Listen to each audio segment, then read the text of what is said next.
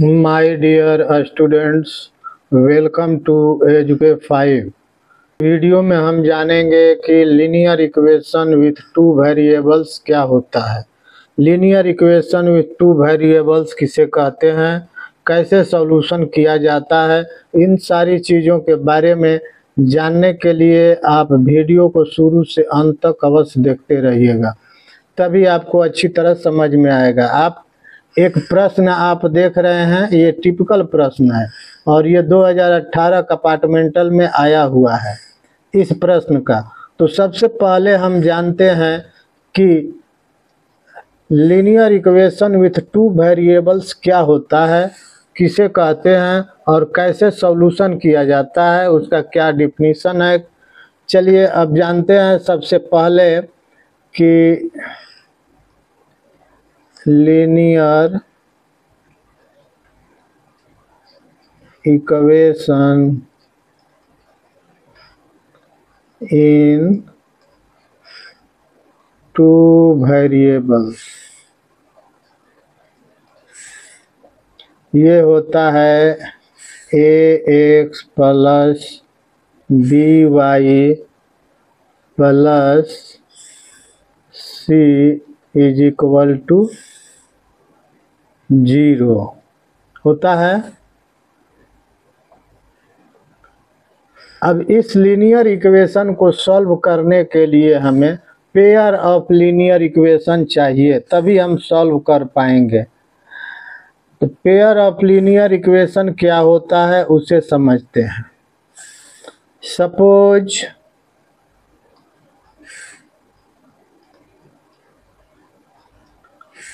Here is two linear equations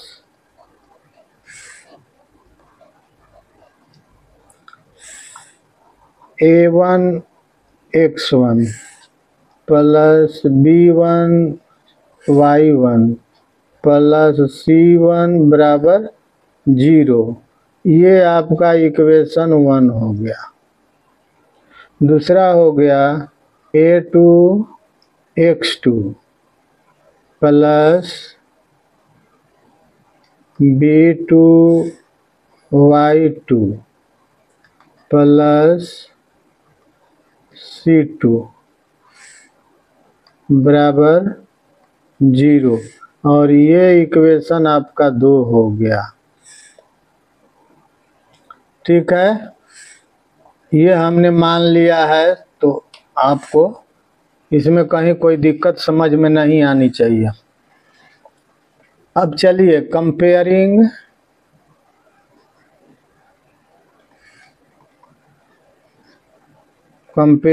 the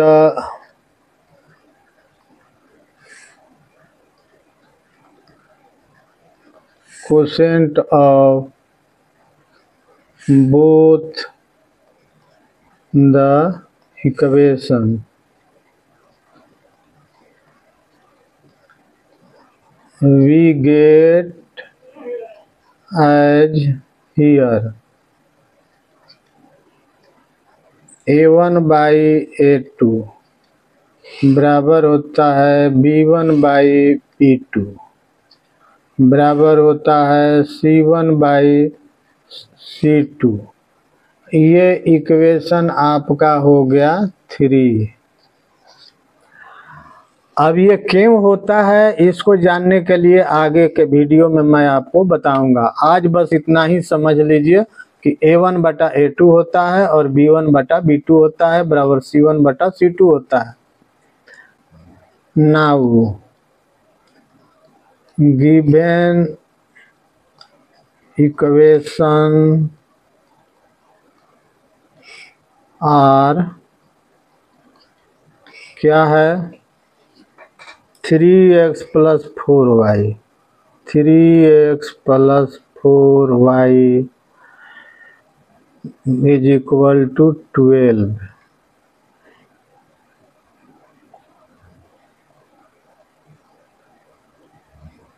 और दूसरा है m plus n x plus 2 into m minus n y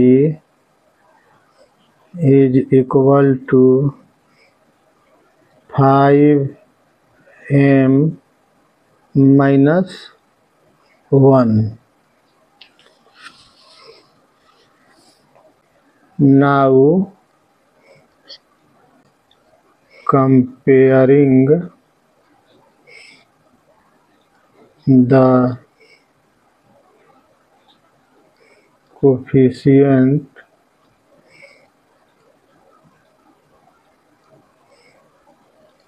of both variables, we find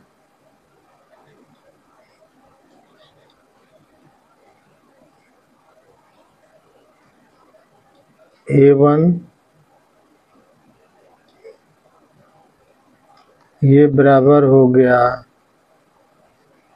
3,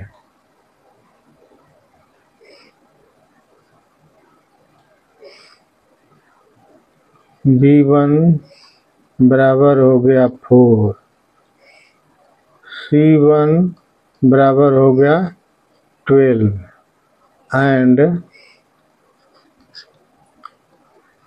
A2 बराबर हो गया m plus n plus B2 is equal to हो गया 2 into m plus n and C2 बराबर हो गया 5m माइनस 1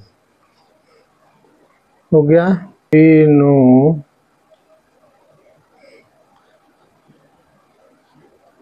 that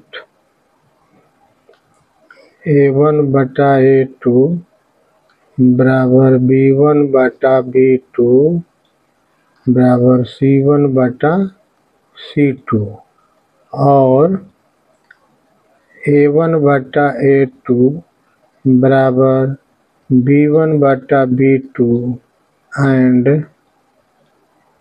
B1 बटा B2 बराबर C1 बटा C2 होगा। Now putting the value of A1, B1, C1 and A2, B2, C2,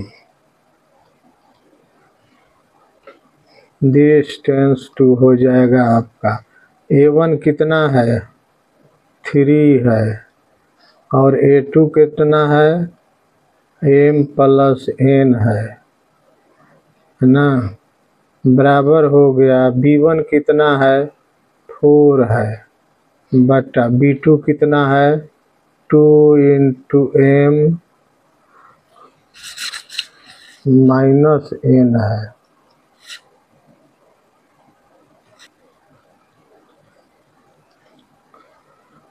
इतना हो गया और एंड हो गया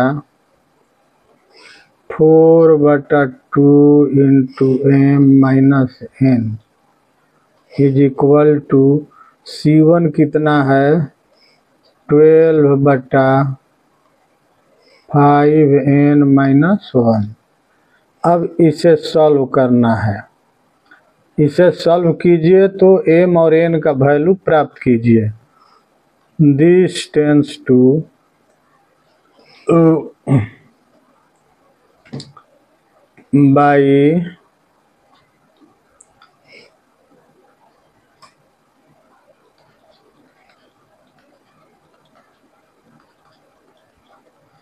बाई क्रॉस मल्टीप्लिकेशन, तो ये हो जाएगा दिस टेंस टू।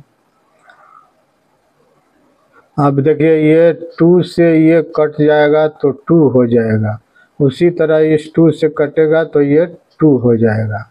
तो अब ये हो जाएगा 3 बटा m plus n is equal to 2/m minus n and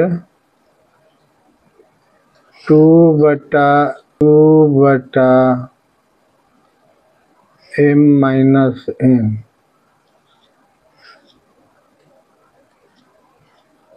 is equal to 12/5m minus 1। अब क्रॉस मल्टीप्लाई कीजिए तो ये हो गया this tends to 3 into m minus n बराबर हो गया 2 into m plus n and ये हो गया 2 इंटू 5m माइनस 1 और बराबर हो जाएगा 12 इंटू 5 माइनस 1 है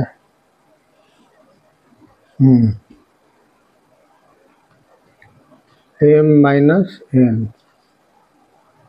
this tends to.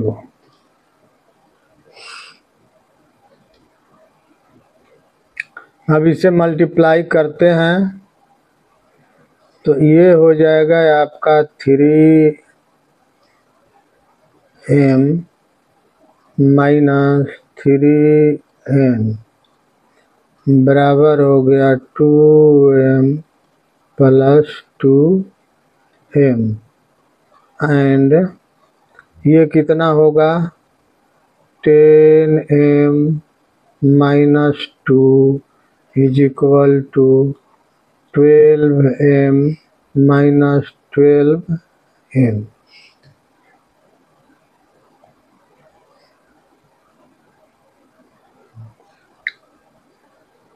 This tends to. अब राइट साइड का अंक को हम लेफ्ट साइड लाते हैं, जैसे ये है और ये है, इसको लेफ्ट साइड लाएंगे तो साइन सब बदल जाएगा 3m माइनस 3n और ये आ गया माइनस 2m माइनस 2n बराबर 0 एंड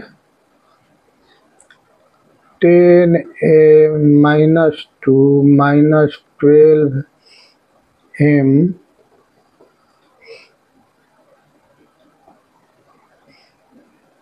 प्लस 12n होगा। सही है। अब चलिए दिस टेंस टू। अब यहाँ देखिए हमको जोड़ घटाव करना होगा तो ये हो गया m और ये माइनस 5n बराबर 0। ये हो जाएगा 10m है और 12m है तो ये and minus 2m plus 12n minus 2 बराबर 0।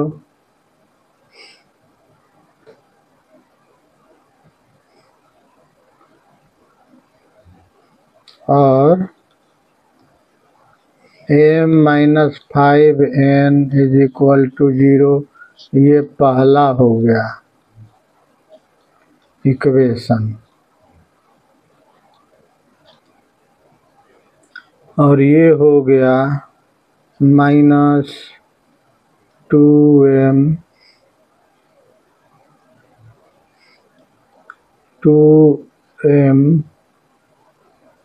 Plus 12m minus 2 is equal to 0 और ये हो जाएगा माइनस 2 कॉमन ले लेते हैं तो ये m माइनस 6n प्लस 1 बराबर 0 हो जाएगा और ये इक्वेशन बी हो गया। इक्वेशन ए minus equation 2।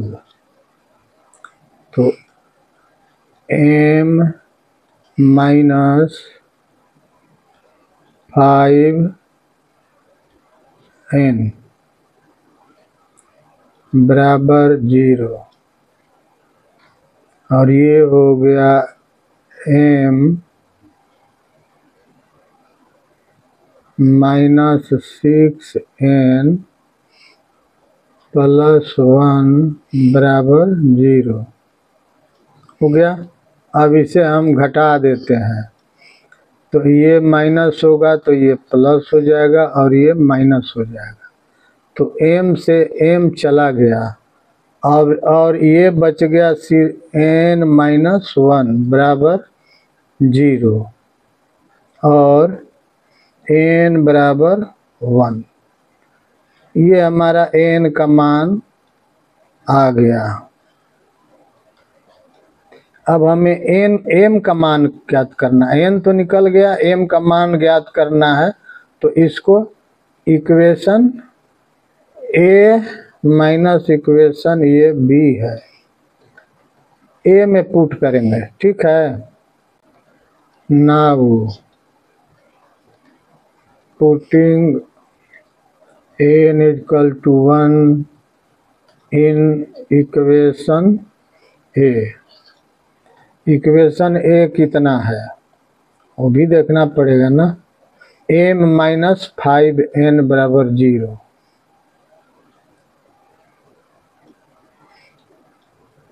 m minus 5n बराबर 0। दिस टेंस टू हो जाएगा m माइनस 5 इंटू 1 बराबर 0 और m बराबर 5। ये हमारा n का वैल्यू हो गया। Therefore required value of m and n बराबर हो गया 5 and 1। यही हमारा आंसर हो गया।